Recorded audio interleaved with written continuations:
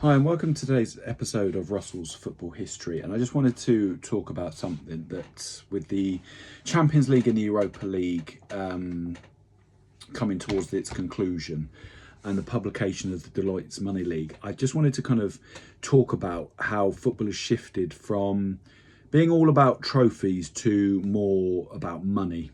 And this is not something new. Obviously, this has been going on since the expansion of the UEFA Champions League and the growing financial power of the Premier League since basically both since 1992, really.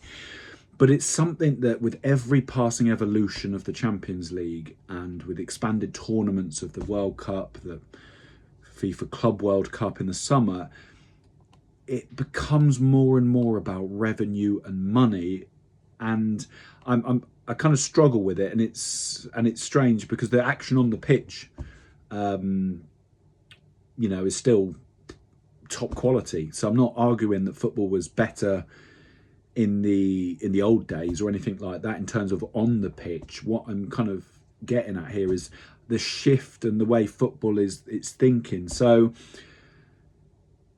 everyone knows, or pretty much knows, the story of Sir Alex Ferguson, and obviously wins the FA Cup in 1990 and effectively saves his job.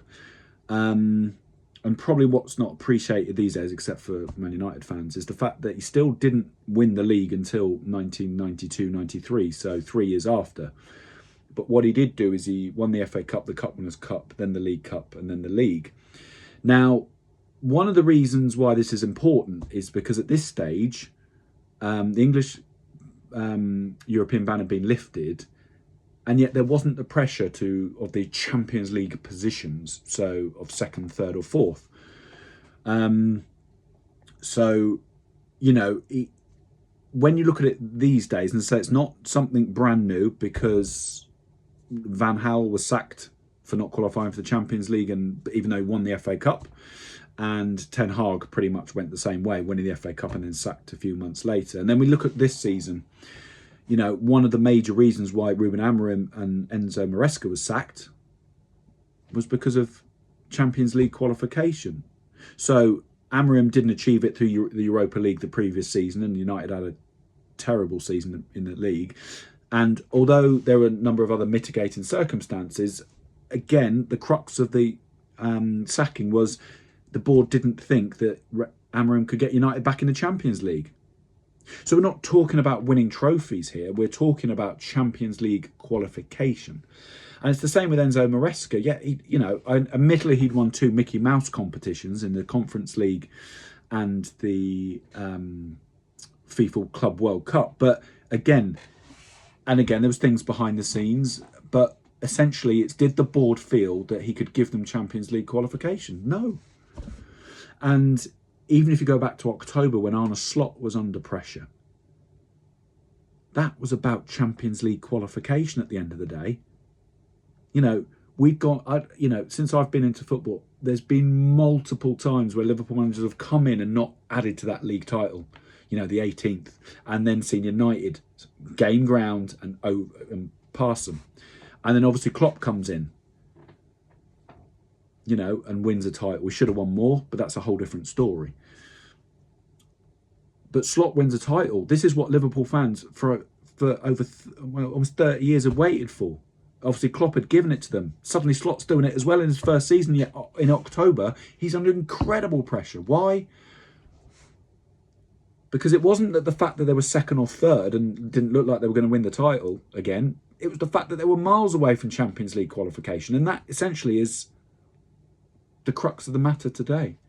And it has been for a while. Wenger at Arsenal, another one. Created some brilliant teams, undefeated for a whole Premier League season, and yet 4th place was suddenly an achievement.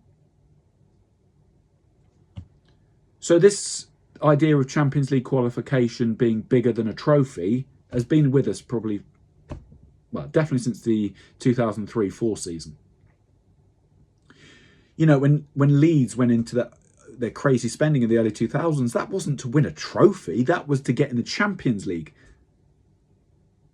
Now, don't get me wrong, these clubs do want to win trophies as well. They want to win the Premier League, they want to win the Champions League. But if you can't, only one team can win those 2 trophies. So if you can't win one, then you get the Champions League spot, and that is the sad indication of where football has completely deviated from what it used to be. And as I said, I'm not saying that football was much better on the pitch 30, 40, 50 years ago. That's not the argument here. It's what is success in football. Now, for fans, what we want to see is our team win a trophy. Palace, Newcastle last season, that was better for them than any Champions League qualification. But what does a League Cup mean to Liverpool these days? What does a FA Cup, however much spin is put on it, what does an FA Cup mean to United or Chelsea if they don't qualify for the Champions League?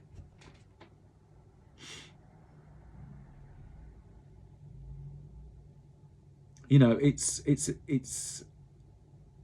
just a sad thing of looking at, you know, the way that football is, and we coming to the last day of the Champions League. So that's next week, the week 8 fixtures. You know, even this new model, the Swiss model, which is in its second season, the competition does not begin till the knockout stages. You know, they're trying to convince us that apart from Arsenal and Bayern Munich, 30 teams still have something to play for. And when you break it down, half the teams have got nothing to play for except positioning. Oh, they could finish in the top 8 and therefore not have 2 extra games.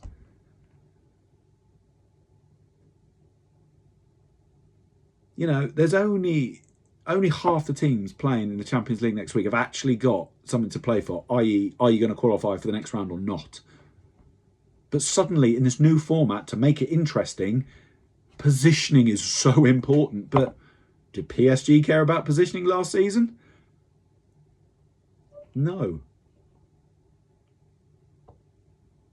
You know, it's mental how priorities have shifted. But this imbalance has been created by UEFA and the Premier League, especially UEFA in the Champions League, since 1992, and it's only going to get worse.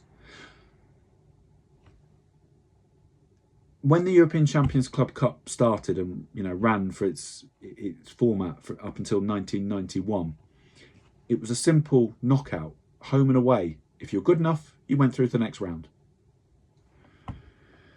And yet, we sit with this Swiss model, and it's been getting worse each evolution. It will only continue to get worse. If you look at the group stage with a real clear sense of okay, for Liverpool, for Bayern Munich, for PSG, for Man City, even Juventus, because they've fallen away from where they were, is it harder to qualify for the knockout stages, or is it harder to get knocked out?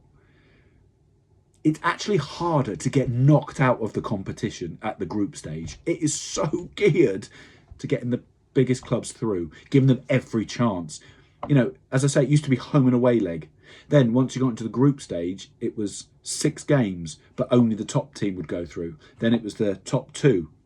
Now it's 8 games, and you can lose 3 games at least and still go through. You know, people complain the old format was boring. This is worse. They make it look good because all the games are played on the same day. You know, watch it next week. You know, I'm going to take PSG as just an example. You know, they'll jump from, depending on how they do and results go. Oh, they've jumped from 4th. Results going against them, they're 10th. Oh, look at this. But they've qualified. So stop with the smoke and mirrors and see what it really does, you know, look like. And with the Deloitte Money League published the other day, again, it just reinforces the point. Money is the most important thing in these competitions. And that's why every competition you now look at, including the expanded FIFA World Cup, is to get the biggest teams through to the knockout stages, because that's what everybody wants to see.